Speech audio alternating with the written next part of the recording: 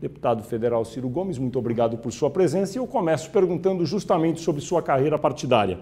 O senhor tem sido um crítico das mazelas da política, dos partidos. Ao ter passado por tantos partidos na sua carreira, o senhor não contribui para que seja tão frágil o sistema partidário? Não é a minha crítica básica a questão do sistema partidário, embora seja uma tragédia, né, a minha biografia sob o ponto de vista partidário. Uma tragédia que tem uma linha de coerência, eu fiz esse esforço para me manter coerente. Assim, de trás para diante fica muito mais fácil explicar. Por exemplo, quando eu entrei no Partido Popular Socialista, o Partido Popular Socialista tinha 2 deputados, nunca houver eleito um governador sequer, e eu resolvi ajudar a construir um partido socialista e democrático que tivesse uma proposta que permitisse ao país discutir uma estratégia de futuro, que é o que me guia na vida pública. Pois bem, funcionou. Fui candidato a presidente, o partido acabou elegendo pela primeira vez na sua longa história 2 governadores, elegemos mais de 25 deputados federais. Qual não foi a minha surpresa? O presidente do partido e dono, ex-senador Roberto Freire, resolveu romper com o primeiro governo de esquerda da história recente do Brasil para se aliar ao PFL de Pernambuco, que vem a ser um dos PFLs mais conservadores do país. Evidentemente, não fui eu que cometi nenhuma incoerência. Tive que romper. O senhor chamou o Roberto Freire de dono do PPS? Dono, é assim que funciona no Brasil. Quase todos os partidos, com raras exceções, o PT, a mais importante exceção, tem, e essa é uma disfunção grave, tem donos. Donos que se eternizam nas burocracias, misturam suas despesas pessoais com fundo partidário, vendem tempo de televisão, não têm o menor compromisso com o programa partidário, com ideologia, com nada, e isso é o que me causou esse constrangimento. Eu fui um dos fundadores no Ceará do PSDB. Fui o primeiro e único governador eleito pelo PSDB, que foi o outro movimento. E elegemos o Fernando Henrique, ajudei a fazer o Plano Real como ministro da Fazenda, participei de um momento arriscado na consolidação do plano. Vem o Fernando Henrique, joga tudo na lata do lixo, o que nós escrevemos, o que nós pensamos, o que nós propusemos, se atraca com as forças mais reacionárias, conservadoras, fisiológicas, entra numa mal explicada história de compra de votos para uma reeleição. E eu faço o quê? Fico quieto, rompo também.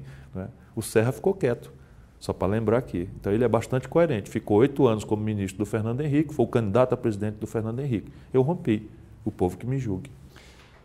Agora, o fato de o senhor ter ficado insatisfeito com o que aconteceu dentro do partido em que o senhor estava e sair para outro partido, não é também uma atitude que enseja a seguinte interpretação? Bom, toda vez que alguém ficar insatisfeito com o partido, sai, vai para outro. Depende da ordem de insatisfação, né, Fernando? Depende. Uma insatisfação conjuntural não justifica nada. Por exemplo, o PSB, meu partido, Partido Socialista Brasileiro, nas eleições de 2006, me frustrou bastante. Eu defendi que nós fizéssemos uma aliança com o Lula. O Lula estava fragilizado, vinha da sequência do escândalo do Mensalão.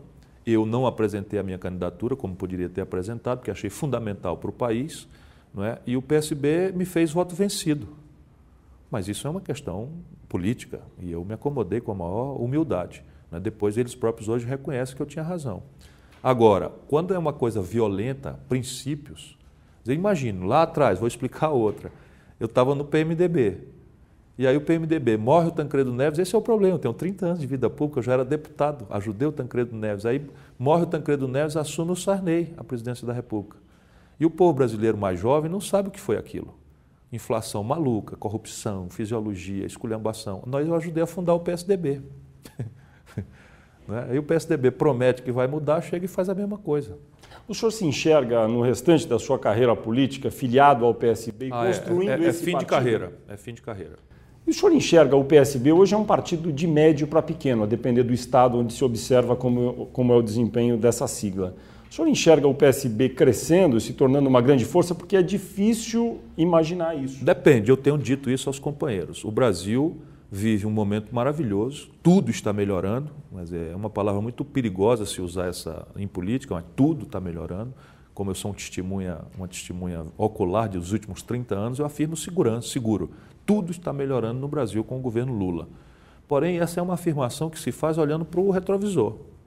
Se você olhar o presente do povo brasileiro, se olhar os estándares internacionais, mesmo a condição de desenvolvimento possível, dadas as energias que o país já possui, além dos potenciais extraordinários que poderiam estar sendo executados se nós estivéssemos sendo guiados por um projeto nacional, com planejamento, com inteligência, com coordenação estratégica, objetivos de médio, curto e longo prazo, supervisão, avaliação, controle, um Estado que tivesse um mínimo de capacidade de gerência em bases modernas de eficiência, o Brasil era outra coisa. Mas se nós olharmos esse instante, o Brasil é um país por fazer. E o PSB poderá, nestas eleições, mas na sua história, ser uma sublegenda do PT ou um partido de futuro do país. Porque o PT desertou dessas questões na medida em que, para o bem e para o mal, engoliu com casca e tudo as contradições de governar em base tão heterogênea suportando o presidente Lula. Coisa que nós também fazemos, mas nós não precisamos suportar com casca e tudo as contradições dessa coalizão.